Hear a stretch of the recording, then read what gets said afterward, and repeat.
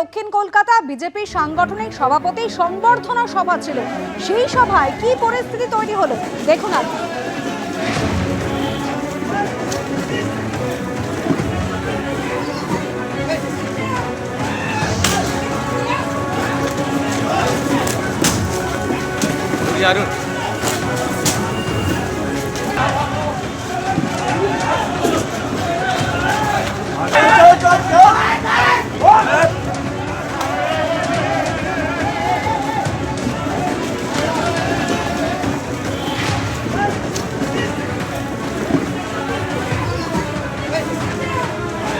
অনুভব ভট্টাচার্য তার সংবর্ধনা সভা ছিল। সেই সভায় কালি ছোড়ার অভিযোগ উঠলো, চেয়ার ভাঙচুর করলো, এক পক্ষ অন্য পক্ষকে তারা পর্যন্ত করলো।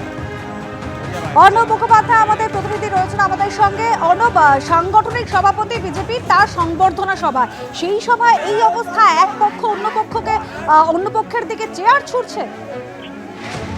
দেখো, যেটা জানা যাচ্ছে যে বেহালার আনন্দনগরে এই সম্বর্ধনা সভা ছিল এবং সেই সম্বর্ধনা ছিল হচ্ছে বিজেপির দক্ষিণ কলকাতার যিনি হচ্ছেন সভাপতি নির্বাচিত হয়েছেন। কিছুদিন আগে আমরা দেখেছি যে এই সভাপতি নির্বাচন নিয়ে পোস্টারও করেছিল। তো কালকে যখন সম্বর্ধনা সভা ছিল তখন যেমনটা জানা যাচ্ছে যে আরেক পক্ষ তারা হচ্ছে এই বিরোধিতা করেন এবং তারা বলেন তারা এই নবনির্বাচিত যিনি সভাপতি হয়েছেন সভাপতির বিরোধিতা করেন এবং তার পরিপ্রেক্ষিতেই এখানে চেয়ার ছোড়াছুড়ি হয়, কালি ছোড়াছুড়ি হয় যেমনটা জানা যাচ্ছে। এমনকি থানাতে একটি অভিযোগও দায়ের হয়েছে এমনটা জানা যাচ্ছে। বস্তুত এই বেহালার যে আনন্দনগর যেটা রয়েছে সেই আনন্দনগরেই একদম প্রায় অনুপম ভট্টাচার্যের যে জায়গা তার বাড়ির কাছেই এখানে একটা সম্বর্ধনা সভা ছিল এবং সেই সম্বর্ধনা সভাতেই গন্ডগোলটা হয় এবং গন্ডগোলে বিজেপির আরেকটি যে গ্রুপ রয়েছে তারা হচ্ছে সভাপতিকে মানতে চাননি এমনটাই দাবি এবং তারা তার জন্য কি অবস্থা, তুমি আমাদের সঙ্গে থাকো, একবার ছবিটা আর একবার দেখাই দর্শকদের।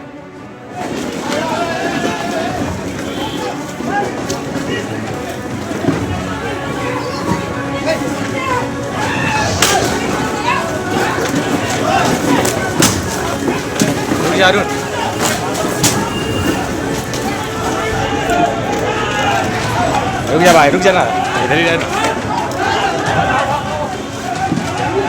অর্ণব মুখোপাধ্যায় আমাদের প্রতিনিধি রয়েছেন আমাদের সঙ্গে। অর্ণব, সাংগঠনিক সভাপতি হিসেবে অনুপম ভট্টাচার্যকে এক পক্ষকে মানতে চায়নি, সেই কারণেই কি এই পরিস্থিতি তৈরি হলো?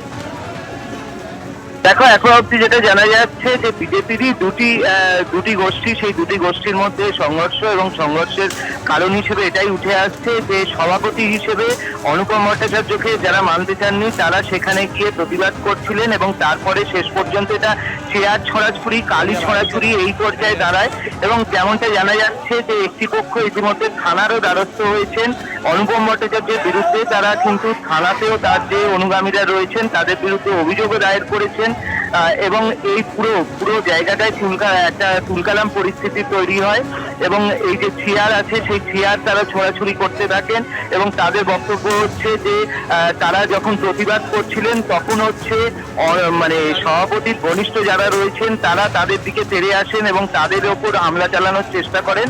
এই কারণেই তারাও ফের পাল্টা আর কি গন্ডগোল করেন এবং সেই গন্ডগোলের পরিপ্রেক্ষিতে উত্তপ্ত হয়ে ওঠে পরিস্থিতি।